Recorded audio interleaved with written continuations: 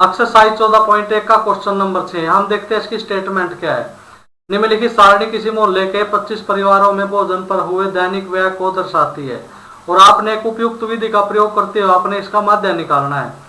और सबसे पहले हम स्टेटमेंट देखते हैं, इसकी स्टेटमेंट क्या। जैसे कि मैं हर वीडियो के अंदर आपको बताता हूं, भाई क्वेश्चन स्टार्ट करने से पहले है ना आपकी जो स्टेटमेंट है वो दिमाग में अच्छी तरह से फिट होनी चाहिए। स्टेटमेंट में क्या कहा गया है, भाई दैनिक व्यय रुपयों में दिया गया है 100 से लेकर 150 तक।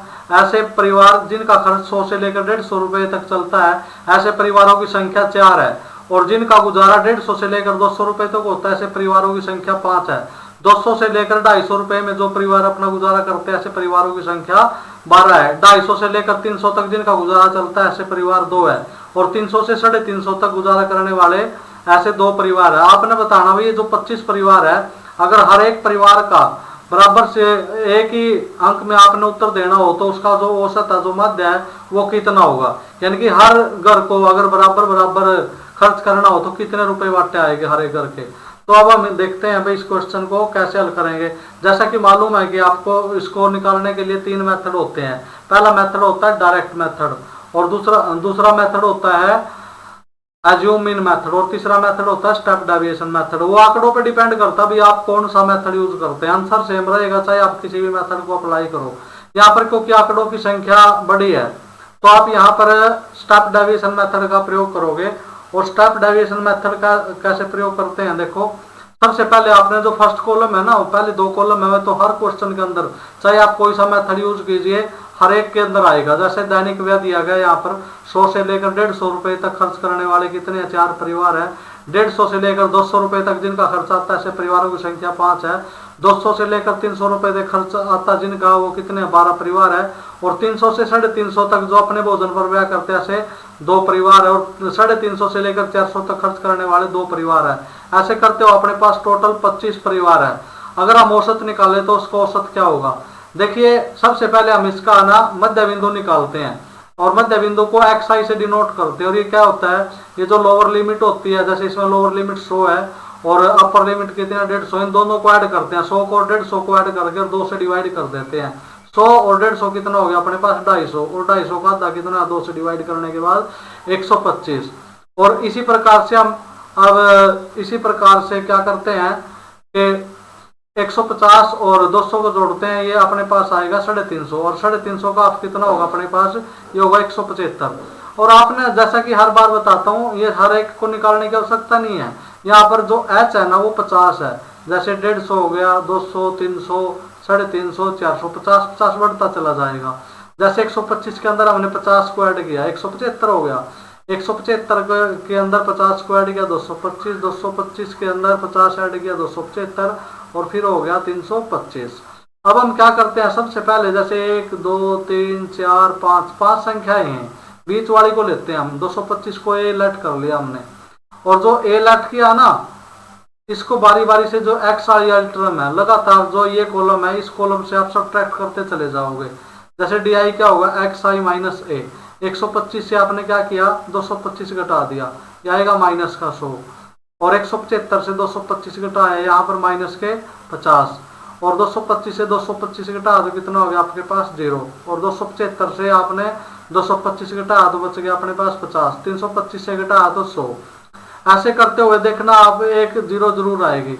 अब क्या किया आपने, जो डी आई वाला कॉलम है ये, इसको आपने एच का मतलब होता है जितने का अंतर दिया गया है।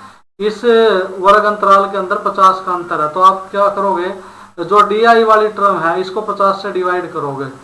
इसको 50 से डिवाइड किया माइनस का 2, और माइनस 50 को 50 से डिवाइड किया माइनस का 1, और 0 को 50 से डिवाइड किया तो 0, 50 को 50 से डिवाइड किया तो 1, 100 को 50 से डिवाइड किया तो 2। ये मैंने आपको डिटेल में बताया। वैसे अगर आप चाहो तो इसकी भी आवश्यकता नहीं है डी आई निकालने की, ये तो आपको बिल्कुल अच्छी प्रकार से एक्सप्लेन करने के लिए कॉलम को एक्स्ट्रा बना दिया। अदरवाइज आप डायरेक्ट यू, जैसे यू नहीं होता एक्स आई माइनस ए अपॉन एच भी लिख सकते हो। तो ये है ना जो एक्स आई माइनस ए अपॉन एच कर सकते हो, यानी कि डायरेक्ट आप क्या करते हो, जो आपने ए लेट किया ना इसके सामने 0 लिखो, इसके ऊपर -1, -2, -3, -4। और जो 0 से डाउन है 1 2 3 ऐसे कैलकुलेशन, चाहे कोई भी क्वेश्चन हो जहां पर अंतर समान दिया ना, और जो असमाहित बारंबारता है तो उसके अंदर क्या करोगे आप, यही कैलकुलेशन आएगी, 0 -1 -2 और नीचे क्या आएगा 1 2। अब आपने क्या करना है, जैसे ये FI/UI, इसका मतलब है FI वाला जो कॉलम है और UI वाला जो कॉलम है इसकी मल्टीप्लाई करेंगे। यहाँ जैसे FI की संख्या कितनी है 4 और इसकी मल्टीप्लाई करिए हमने किसके साथ, -2 के साथ, 4 दूनी 8, ये हो गया -8। अब 5 की मल्टीप्लाई मैंने किसके साथ की, -1 के साथ की, तो -5 आ गया। अब जैसे कि मालूम है कि आपको 0 के साथ किसी भी संख्या की मल्टीप्लाई करेंगे वो 0 आता है। 12 की जो मल्टीप्लाई आपने 0 के साथ की वो 0 आ गया। 1 की मल्टीप्लाई आपने 2 के साथ की तो ये 2 आ गया, और 2 की मल्टीप्लाई 2 के साथ की तो कितना आ गया, ये 4 आ गया। अब हमने क्या किया, इसको ऐड कर लिया, सिग्मा FI, सिग्मा का मतलब होता है जोड़, किसका, FI और UI वाले कॉलम का। -13 और -5 कितना हो गया, -8 और -5 कितना हो गया, -13, और 2 और 4 ये प्लस के है और ये किसके है, माइनस के। तो अपने पास जो इसका जो समय है ना, सिग्मा FI/UI अपने पास आया है -7, और जो सिग्मा FI यानी कि जो टोटल संख्या वो आई 25। अब आपको मालूम है जो आपके पास निकालने का सूत्र है ना, स्टेप डेविएशन मेथड निकालने का जो सूत्र है वो देखते हैं क्या है। वो सूत्र होता है अपने पास,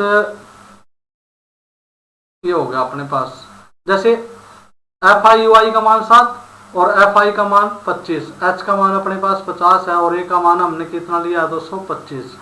और अब इसका जो फार्मूला होता है plus sigma FI/UI upon sigma FI और गुणा में H का मतलब जो अंतर होता है ना बारंबारता के अंदर वो लेते हैं हम 225, और जो FI/UI H का मान है -7 और ये 25 गुणा में 50। इसको कैंसिल आउट करो, 50 को 2 से डिवाइड करेंगे, 50 को 25 से डिवाइड करेंगे 2, और 2 की मल्टीप्लाई जैसे हम -7 के साथ करेंगे, -7 और गुणा में 2 ये होगा 14, और 225 से आपने घटाया कितना 14, तो अपने पास कितना है 211। यानी कि हर घर को है ना अपना जो भोजन पर हुआ मध्य व्यय है वो कितना है 211 रुपए। तो ये था अपना क्वेश्चन नंबर 6। Thank you.